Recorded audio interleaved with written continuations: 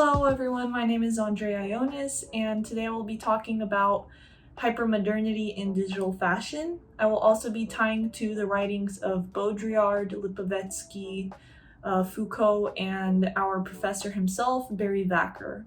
Just to give a little bit of context on what we're talking about, I'll be bringing up DressX, and actually we'll be watching a video by a YouTuber, Sophia Nygaard, who actually decided to tackle DressX and the digital fashion and participate in and buy some of their clothing just to show viewers what digital fashion is really like. And then we'll be taking that video and deconstructing it and looking at it through the lens of the authors that I had mentioned before. A little bit of context before we jump into that, especially for those who are maybe wondering how hypermodernity ties to digital fashion. Our society has reached a point where we're no longer bumping into restrictions. We no longer have a resistance in our culture and our structure, our ideologies. We're in a postmodern era. So with postmodernity, consumption becomes really big, really important part of industrial production. We have three different hypers. So we have hypermodernity, hypernarcissism, and hyperconsumption. And those three influence each other because hyperconsumption comes along with luxury, and luxury brings that satisfaction that everyone loves. With hyperconsumption comes hypernarcissism because everyone starts thinking about everything revolving around them and everyone wanting things in order to satisfy themselves. So DressX is a company, a website online that also has an app that allows you to try on all kinds of different digital clothing and accessories. So how does this tie into hypermodernity? Well, for a long time, the consumer society had a whole bunch of excess with their merchandise, and that is thanks to hypermarkets and hyperconsumption, as well as hypernarcissism that has been slowly growing. The reasoning why DressX has come up was that it can help reduce clothing waste, as well as make luxury items more affordable, and it's all size inclusive.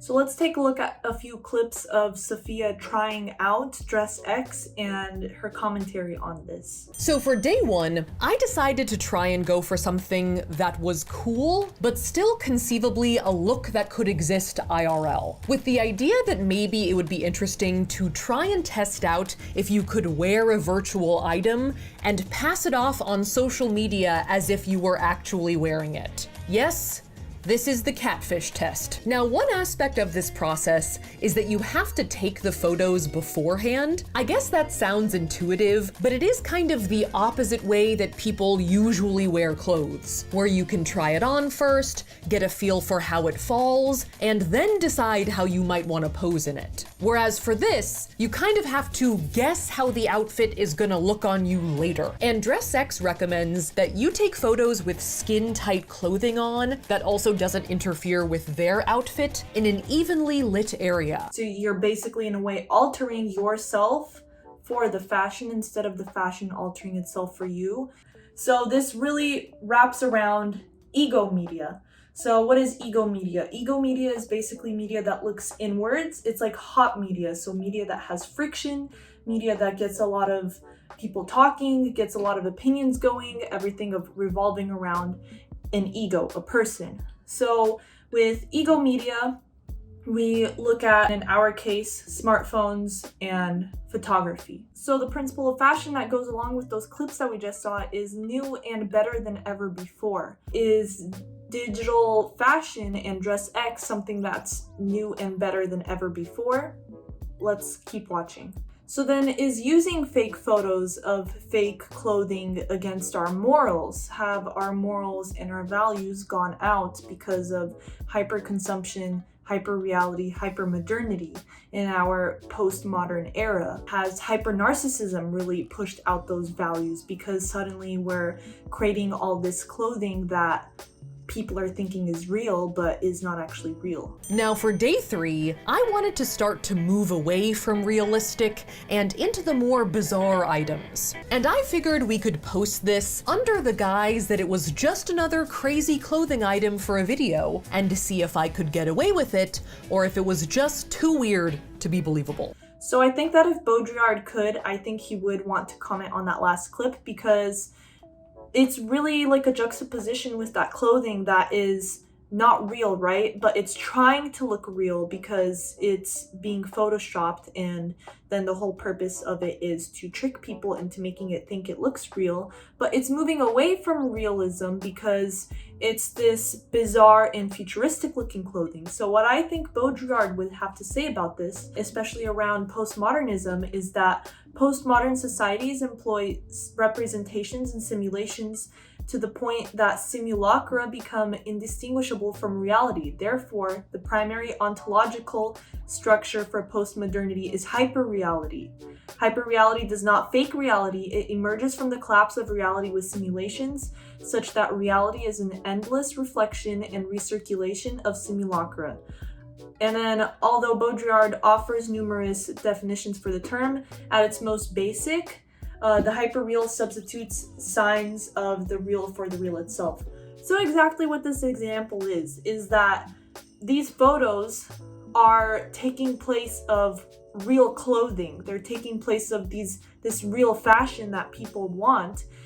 It's still around them because of the hypernarcissism, but it's really taking that sign of, oh, this is clothing, oh, this is my fashion, this is my clothing, this is my self-representation, my image, and it's being replaced by something else that we have created to give us a different reality. Is it maybe that our reality is that we can't afford these clothing if they were actually real, or maybe this clothing is something that we would want, but it doesn't exist out there because there's something more that we want that is not available for us? Is our hypernarcissism growing and growing more to where maybe our hyper-consumptive society can't reach it yet? I think that Lipovetsky would have a really good point that fashion was brought up as a part of modernity, and especially in our postmodern era as a part of hypermodernity, that helps people escape from the world of tradition and celebrate the present, and especially to escape from limitations of the real world that they possibly want to escape from. It gives people a sense of autonomy, as well as brings into the picture classism. And one of the biggest things that come with this is, well, who can afford this clothing and who cannot? And does digital fashion make it more realistic for everyone to afford this clothing? So then will this become a new trend in everyone's day-to-day life, where suddenly part of the hyper-reality of our world will be digital fashion? And a lot of people also quickly realized that this was edited or digital fashion, but that didn't stop them from thinking it was also a cool jacket. There were still a few people who thought this might be a real jacket, and someone who was so convinced it was real that they actually admonished us for the potential negative environmental impact of leaving plastic balloons around.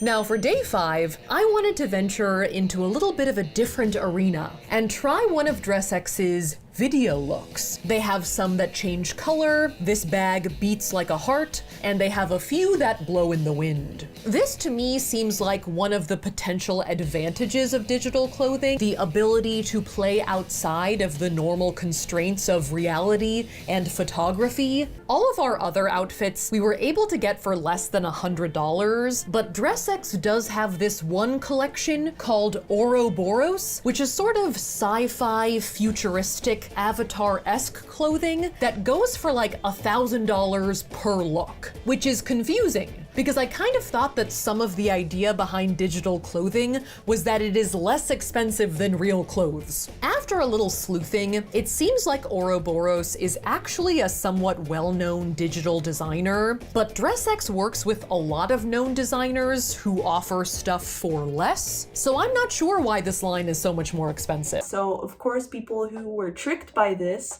were thinking, oh my god, you're leaving plastic everywhere, when in reality it's not. But then again, if it is more environmentally friendly, we also have to keep in mind the impact that having screens leaves on the environment. Specifically with cost, why does the more spendy and the more expensive clothing have to always look futuristic and have to look bizarre and different?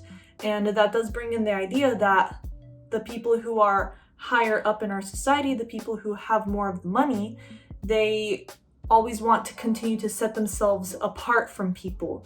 So if this hyper reality of this clothing and this type of media that has been produced for fashion, which is a way for people to represent themselves in their image, if this is becoming more and more popular with the general population, then possibly the people who are higher status, because of their higher wealth, want to separate themselves and put themselves off and apart from the rest of society by saying, oh, but our clothing is futuristic, the future is us. So to conclude, I'm going to share a little bit of Lipovetsky's viewpoint on all of this, and specifically with media.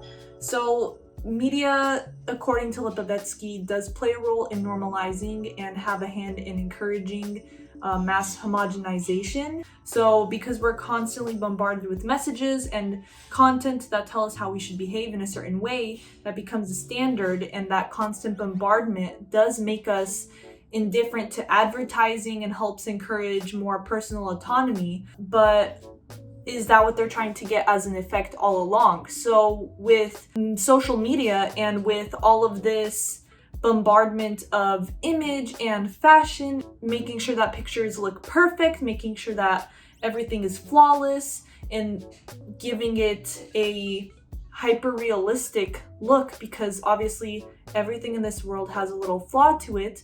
Nothing is perfect in the standard that we're thinking that perfection is. So does this Dress X digital fashion help provide that hyper-realistic feeling that we're all looking for? And is that feeding into us getting more and more hyper narcissistic? I hope that you guys enjoyed this podcast, and I would be curious to find out what your guys' thoughts are on this. And if you ever want to try Dress X, I would say go for it because it looks kind of fun. Maybe just buy something that's a little cheaper.